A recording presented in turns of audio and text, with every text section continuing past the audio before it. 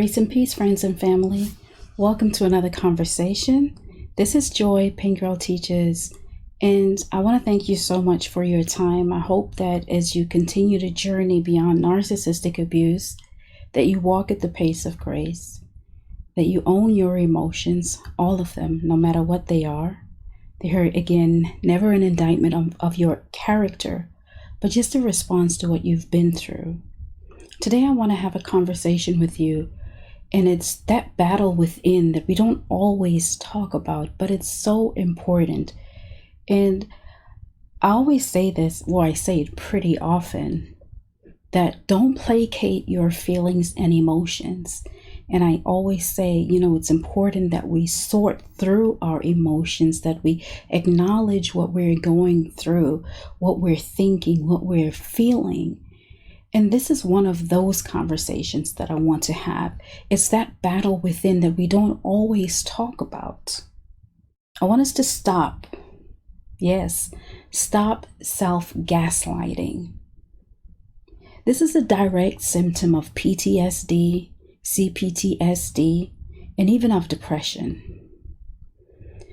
One of the purposes of gaslighting when a narcissist or just a toxic person does it is to elicit a response or a reaction from us. They want to be able to control your emotions, to invalidate how you're feeling, or to cause you to suppress your emotions and invalidate your thoughts. That is the purpose of gaslighting. But with self-gaslighting, it's not the voice of somebody else. The person that is suppressing your thoughts, invalidating your thoughts, that is controlling your emotions in a negative way, that is giving you negative responses and reactions, is that inner voice. The tormentor is not without. The tormentor is within. One of the fiercest battles that we fight is the one we fight when we try to be comfortable within our own skin. When somebody on the outside of you tries to do things to you, it's always external. But when it's internal, it's a different type of battle. This is one that you must fight and you must win at all costs. It is so crucial that you become comfortable, you become confident, and you find peace within your own skin. This is not something that is maybe you should. It sounds like a good idea. No, it is a good idea.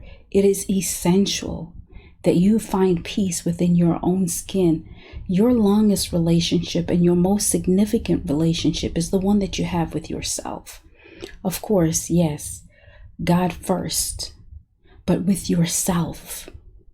In the natural, this is the most significant relationship. Nothing trumps it. You must be at peace within yourself. And so it's going to become crucial that you deconstruct this way of thinking. It's something that has been taught to you. And just like you had to learn how to think that way, and you had to learn it through gaslighting, of course, through walking on eggshells, through being devalued, through the way they spoke to you, verbal abuse, emotional abuse, physical abuse even. You were taught this way of thinking through acts of abandonment, rejection, all of those things. So if you could learn how to think that way, you can also learn a new way of thinking. You have to derail that way of thinking. You have to derail that programming, or it will derail you. And I want you to know, and I think it's important that I highlight to you, that there is a difference between self-gaslighting and humility. You see, humility does not fixate itself on weakness. That is what self-gaslighting does. It places your weakness on a pedestal to the point that it becomes, you can't even focus on anything else. You can't even move. You become immobile in some areas. and it overtakes you. That is not humility. That is self-gaslighting.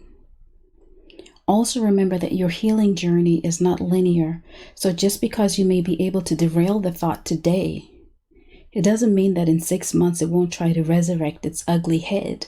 But because you're able to do it today, that is a reminder for you that you have the strength within you to do it again in 6 months. Your healing journey is going to be up and down, up and down. You're going to have some long stretches of peace, but then it can come up again. It just fluctuates. It's erratic. But continue to work through it. You have the power. Remember, you are that fearless one. That's right. You're the one who can come from behind. You are the one who can come forth, and you can do this. There are some things that you are going to have to do in order for you to experience success with this battle within. You're going to start having to ask some questions and confronting these thoughts. First of all, let's be very clear. These are illegal thoughts. They have no right to form in your mind. And so we're going to start deconstructing them. And so one of the questions that you need to ask yourself, whose opinion is this? They emanate from your subconscious. And one thing that we know about narcissists is that they attack your mind first. If you've been listening to me for any period of time, you know that one of my sweet spot is talking to you about the power of your mind. Your mind is powerful. And this is where the narcissist attacks you. Because whoever has control of your mind has control of you. These thoughts emanate from your subconscious. The narcissist will begin the conversation or begin these degrading, these debasing thoughts or conversations, assaults, insults on a conscious level. But they will begin to amp up their efforts. They will begin to amp up the shenanigans and speak those things frequently. That will set those words into the atmosphere and give them, and sometimes we come into agreement with these words when we think, maybe if I had made a better choice, or if I was different, or if, and we start coming into agreement, maybe not even knowing what we are doing, giving these things permission to exist, just not even knowing. And they seep into our subconscious. We know that these people also speak to their victims while they sleep. But they emanate from your subconscious because you've heard them repeatedly. Sometimes it starts in your childhood and it just never ends. Even while you're an adult, you still hear the same thing. And then you're just having a bad day and they creep up. The bottom line is that someone outside of you convinced you that that is who you are. And it is crucial, it is imperative that you separate yourself from this identity. It is a false identity. Whose opinion is this? Another question that I want you to ask yourself is, do your friends talk to you or talk about you like this? Would they ever talk about you like this? Why I'm asking you this is because sometimes it's difficult to identify the true source of these thoughts. How is it difficult? Well, because sometimes it's not a person that injects these thoughts into us, but rather it's experiences. You are always disappointed by people. You're always let down. And so you always feel not good enough to have certain things or to experience happiness or to be loved or to be secure. You just never feel like you are good enough. You are always abandoned. You are abandoned. You have that childhood injury, and every relationship, every significant relationship afterwards has been the same. That abandonment issue, that rejection, you're always isolated, and it just seems like a steady pattern throughout your life. And these thoughts continue to creep up in you because that's what you're able to identify. So you may not be able to attach a person to the thought, but the emotion is still the same. And so that's why I want you to ask yourself, do your friends talk about you like this? Would they ever talk about you like this? It's important that you ask this because it's going to bring the truth into focus. Because at the core, this is self-deception. And our goal is to eradicate these deceiving thoughts. Again, they're illegal, they're inaccurate, and we're bringing you, the authentic you, back into focus. And so when I say your friends, I'm talking about people who love you, those who want the best for you. Would they say those things about you? These are the people that speak life into you without you even having to say, those that stand by you, those that speak life into your dreams and your goals, that ask you, in fact, not even ask you, but those that want you to reach higher. They see you, they see you where you are, but they know that there's so much more in you, and they support that, the highest version of you, those ones. So then, even in that moment now, when you've asked yourself, would your friends talk about you like that? Then next thing you should do is consider, could you possibly be overreacting about a situation, especially if you're having a bad day? And that's not to take away from the fact that you're having a bad day, because we do have bad days, but we don't want to let this thought, this illegal thought, this inaccurate thought, this moment of self-deception become more than it needs to be. It needs to be eradicated. Remember, it's inaccurate. This is not who you are. We want the real you to come through. And one thing I want you to also know is that, would you talk to your friends like this? Because one thing about us is that we have an ability to always speak kindly to our friends, but we may not be the same way with ourselves. Would you speak to your friend the way that you are in that moment of vulnerability? How would you speak to somebody that you love? The goal is to be comfortable living in your own skin. Is that moment, is that thought serving your ultimate goal? Another thing that you have to do, and why I asked you, where is this thought of originating from, is so that you can visualize this thought as a person. That's right. I want you to visualize this thought as a person. And I know it may sound crazy, but just bear with me for a moment, because desperate times call for desperate measures. And I think when these thoughts pop up, we got to get a bit radical. This is what I did when I found myself having these crazy thoughts, because they were trying to take me out. And I was like, no, we've been down this road before. I'm sick and tired of these raggedy, dusty thoughts. You got to go. And you're not going to take me out. I'm going to take you out. I taught my children this very strategy, and I've also used it with my coaching clients. And it takes time. You're not going to just master this thing overnight, because it feels weird at first. But you're going to take this thought and you're going to visualize it as a person. And you're going to talk to this thing, because honestly, when it gets that bad and it gets to the point where it begins to really affect your life, we have to, it's time out. We got to talk about it.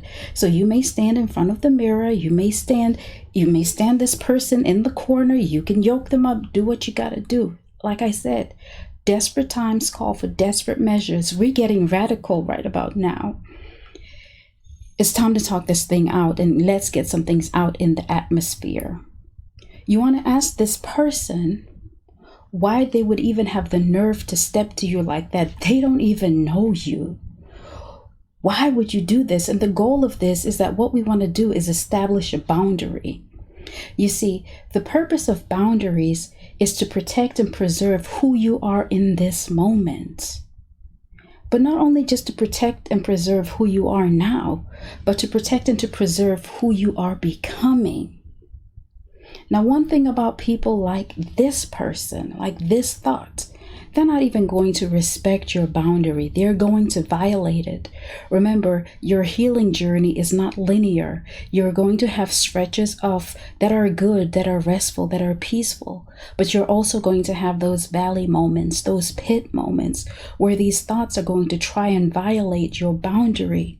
And this is why it's so important that you recognize that it is always your responsibility to respect and honor your boundaries. Always. The onus is always on you. So when this person shows their evil head again, when they raise that ugly head again, when that thought comes up and tries to disturb your peace, you need to hold that person, or you need to look that person in their face and tell them where to go. You need to face this person again and confront the matter and tell them, didn't I tell you the last time that you better not come back here talking this mess? What do you want? Silence them. We're silencing every demon and devil that tries to destroy our peace. No more. It gotta go. Every contrary thought that comes against your peace must die. It's gotta go. Another thing is to consider other points of view. What do I mean? Take a look at all your abilities, the totality of who you are as a person. What this is going to do is create some middle ground for you to work with. The goal is to recognize that you don't have to be perfect. And I know we say this, well, we don't have to be perfect, but like for real, you don't have to be perfect. You are human. Sometimes we feel like when one weakness pops up and you just say, you know what, I'm just feeling worthless today because maybe you missed the mark. But you missed the mark at what? Maybe you didn't get a project in on, you didn't get a project in on time at work. Does that make you worthless? I beg to think differently. That just makes you human. What was going on in your life at the time that you couldn't get the project in on time? Yeah, our bosses don't always understand these things, but that doesn't take away that they may have been extenuating circumstances, situations in your life. You are human. You are allowed to have a bad day in case you forgot. You are human. You are allowed to make mistakes. You are human. You are allowed to have vulnerable moments. You are human. You are allowed to experience your emotions. They do not define you. Again, your emotions are not an indictment on your character. They are actually evidence that you are human. Own your truth. But never allow voices that are outside of you and outside of the word of God or whatever faith you ascribe to define who you are. Validate your emotions. When we start shutting down on our emotions, I think we shut out such an essential part of our being, and we shut out our essential voice. And we deny ourselves the right to be. Never, ever do that. That is part of what makes you unique. That is part of what defines you. That is part of what makes you you. The essence of who you are. That sets you apart from everybody else. The last thing is to change your focus. You got to recognize that those thoughts are unproductive. They are not serving you. In fact, they are a disservice. They are working against you. They are working against your peace. And this is where you need to start practicing mindful awareness. What am I saying? You need to identify these thoughts. And when they come up, when they raise that ugly head, do not respond. You know how when the phone rings and you look at it and it says spam likely? We tend not to answer these calls. In fact, if you're me, let me tell you, if it comes up and it's spam likely, I wait till it stops ringing and I wait and I go check the number and it goes under the block. I block these numbers because I don't want my peace disturbed. On my own phone, you trying to harass me on my own phone? Raggedy thought, in my own skin, you want to cause unrest. Listen, no, it's not going to happen. Just like I don't answer that call, just like you wouldn't answer that call. Like, listen, we all have that. Well, yeah, we all have that ex, since this is a community of, of survivors of narcissistic abuse. We all have that ex that we would put on our phone if we were going to save their number and not just block them, that we would put psychopath, we would put sociopath, or we would put narcopath. We would put some name for them, that if they ever called, we know not to answer the phone. It's the same thing. We don't respond to these thoughts. It's no contact. And so just like we would be no contact, just like we wouldn't allow a random person, remember, I said to you, visualize this person, visualize this thought as a person. We wouldn't give them the time of day. We wouldn't give them any play. We wouldn't give them our attention.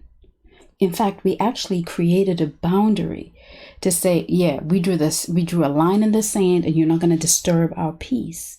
That's where that mindfulness, that mindful awareness comes into play, that we're not doing this anymore with you.